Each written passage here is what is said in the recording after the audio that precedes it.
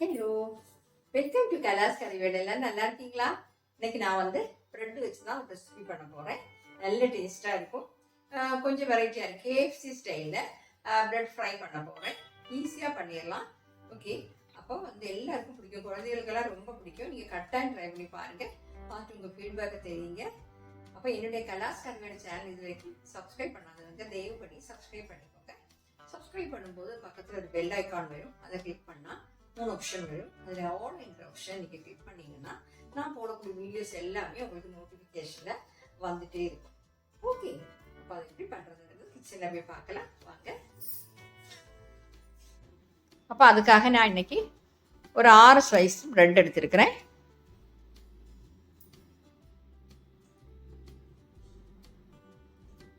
பார்த்தீங்களா, 6 ஸ்லைஸ் எடுத்துக்கோங்க. ப்ரெட்டை நாம் கட் பண்ணணும்.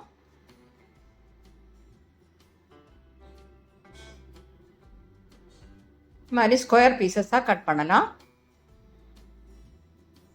இந்த மாதிரி கட் பண்ணிக்கோங்க.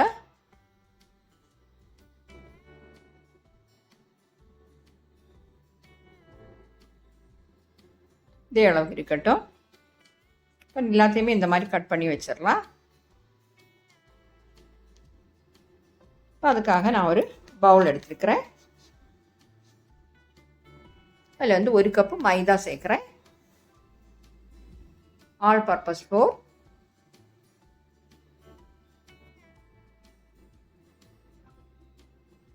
ஒரு டீஸ்பூன் மிளகாய்த்தூள், காஷ்மீரி சில்லி பவுடர் தான் நான் சேர்த்துருக்கிறேன். ஒரு டீஸ்பூன் தனியாத்தூள்,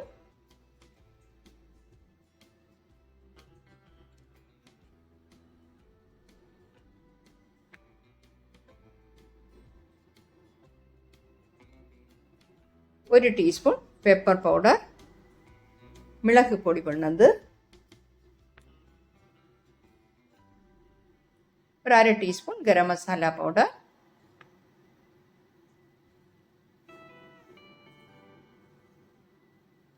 அரை டீஸ்பூன் சோம்பு தூள், சோம்பு பொடி பண்ணது,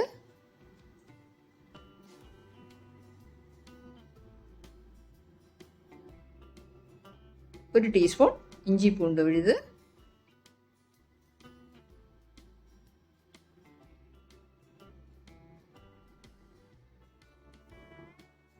சால்ட்டு கொஞ்சமாக சேர்த்துக்கலாம். சால்ட்டு நிறைய போட்டுறாதீங்க.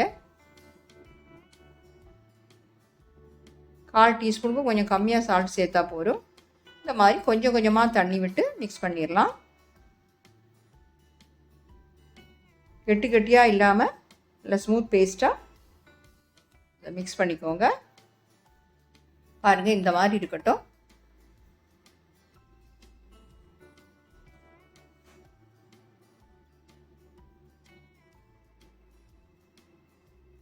இப்போ நம்ம அதுக்காக கொஞ்சம் ப்ரெட் க்ரம்ஸ் நமக்கு தேவைப்படுது. இது நீங்கள் ப்ரெட்டை சும்மா கை வச்சு பிடிச்சும் அப்படி எடுக்கலாம். இல்லைன்னா நீங்கள் கொஞ்சம் சூடு பண்ணிவிட்டு மிக்சியில் போட்டு ஒரு சுற்று சுற்றுனா ப்ரெட் க்ரம்ஸ் ரெடி ஆகிடும். ஓகே, மிக்சியில் போடாட்டாலும் கை வச்சும் அந்த சூடு பண்ணிவிட்டு கை வச்சும் இப்படி பொடிச்சு எடுக்கலாம். ரொம்ப ஃபைன் பவுடர் ஆகணும்னு தேவையில்லை. கொஞ்சம் குறகுறப்பாக இருந்தாலும் ஒன்றும் பிரச்சனை இல்லை. இப்போ இந்த மாதிரி 2 பீஸ் சேர்த்து தான் நான் ஃப்ரை பண்ண போகிறேன். ஒரு பீஸாக நம்ம போட்டோன்னா சீக்கிரமாக ரொம்ப ஃப்ரை ஆகிடும் அது. இப்போ அந்த பேட்டரில் கம்ப்ளீட் டிப் பண்ணிடலாம்.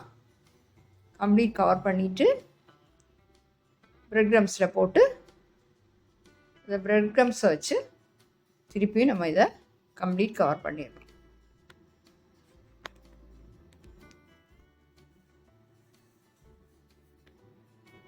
இப்போ ஆயில் நல்ல சூடாகணும். இதுக்கு தேங்காய் எண்ணெய் யூஸ் பண்ணுறதில்ல, இதுக்கு ரீஃபைண்ட் ஆயில் தான்.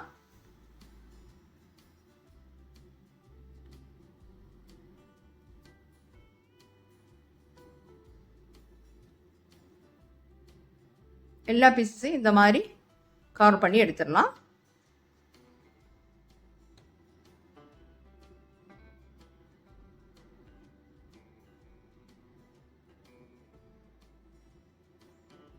இப்படியே பண்ணிக்கோங்க.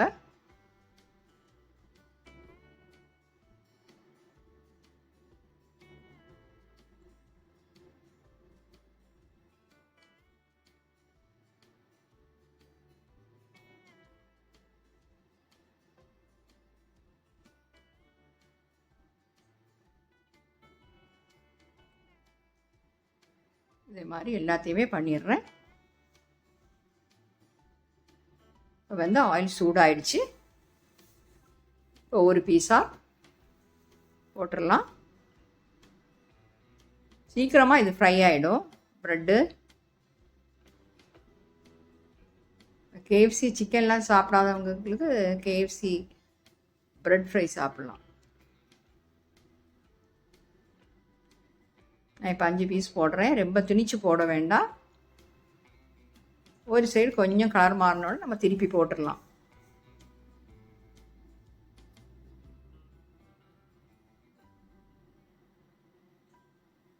போட்ட உடனே திருப்பிடாதீங்க.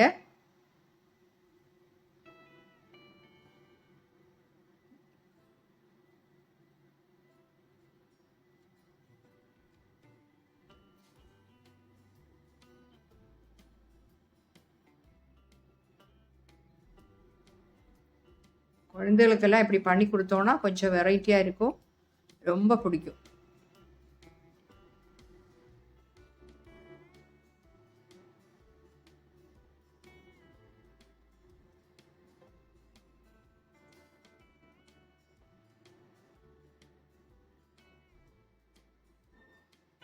எல்லாத்தையுமே இந்த மாதிரி திருப்பி போட்டுடலாம். எல்லாமே அந்த சைடு கலர் மாதிரி ரெடி ஆகிடுச்சு. அதே மாதிரி இந்த சைடும் கலர் மாதிரி நல்ல ஃப்ரை ஆகி கிடச்சதும் நம்ம ஆயிலேருந்து மாற்றிட வேண்டியதுதான்.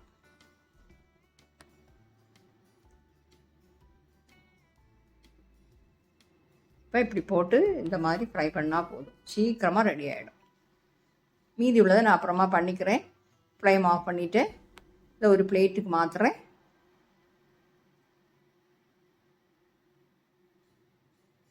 இதுக்கு வந்து எண்ணெய் எல்லாம் ரொம்ப ஆகவும் செய்யாது.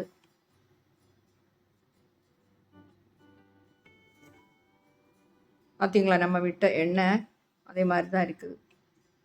ரெடி ஆயிடுச்சு. இது கூட மைனீஸ் வச்சு டொமேட்டோ சாஸ் வச்சு எல்லாம் சாப்பிட்லாம். ரொம்ப டேஸ்ட்டாக இருக்கும். கட்டாயம் நீங்கள் ஒரு வாட்டியாக ட்ரை பண்ணி பாருங்கள். பார்த்தீங்களா, ரொம்ப நல்லா இருக்கும். Okay, thank you.